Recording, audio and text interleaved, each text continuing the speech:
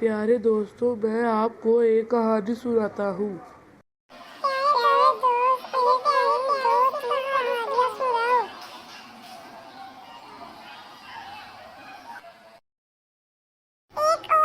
کسی دریا کے کنارے ایک لکڑہارا درخت پر چڑھ کر لکڑیاں کاٹ رہا تھا۔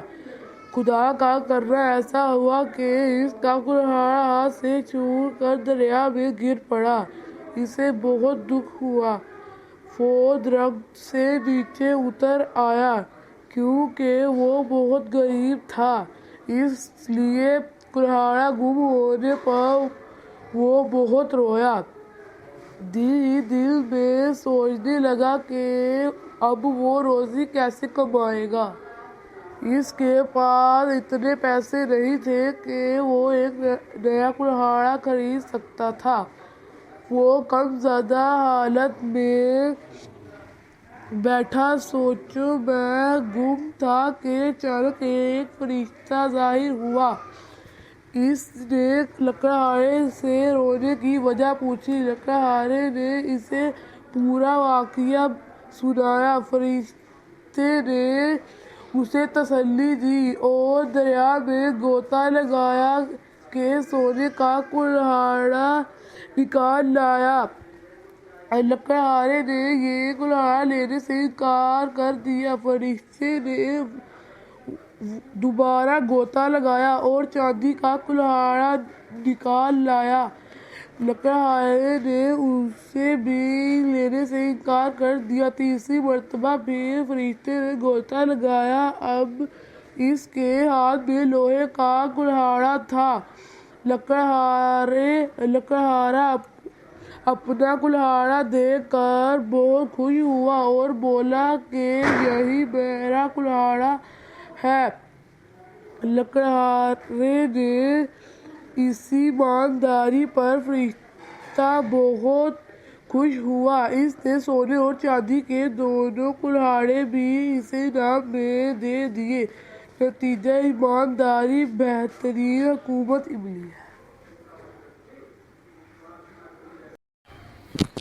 ایک دفعہ کا ذکر ہے کہ ایک کتے کو کہیں سے گوشت کا ٹکڑا ملا۔ وہ اسے منہ میں دبائے جا رہا تھا۔ راستے میں ایک ندی تھی۔ جب وہ ندی کے پل سے گزرنے لگا تو اسے نیچے صاف پانی میں اپنا عکس نظر آیا۔ وہ سمجھا کہ کوئی اور کتا ہے جس کے منہ میں گوشت کا ٹکڑا ہے۔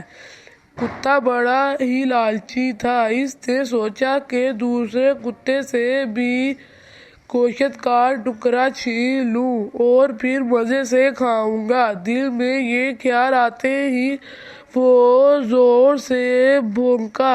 جو ہی اس نے اپنا منہ کھولا، گوشت کا ٹکڑا پانی میں گر گیا۔ اس طرح وہ اپنے گوشت کے ٹکڑے سے بھی محروم ہو گیا۔ نتیجہ لالچ بری بلا ہے۔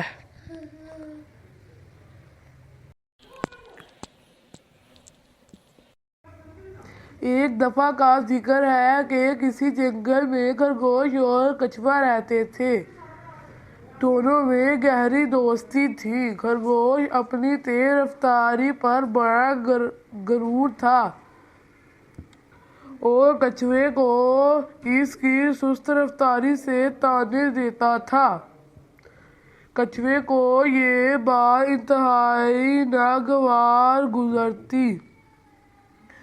آئے دن اسے خرگوش کے طعنوں کا سامنا کرنا پڑتا۔ ایک دن خرگوش نے اسے مقابلہ کرنے کے لیے کہا۔ کچھوا تو اس کے طعنے سن سن کر تنگ آ چکا تھا۔ اس نے خرگوش سے کہا کہ ٹھیک ہے، میں تمہارا مقابلہ کروں گا۔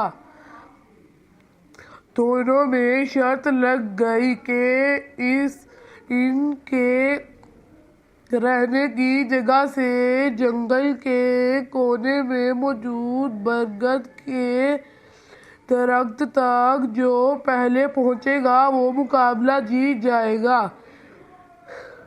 دونوں میں دوڑ شروع ہو گئی۔ خرگوش تو تیز رفتاری تھا ہی جلدی بہت سا فیصلہ۔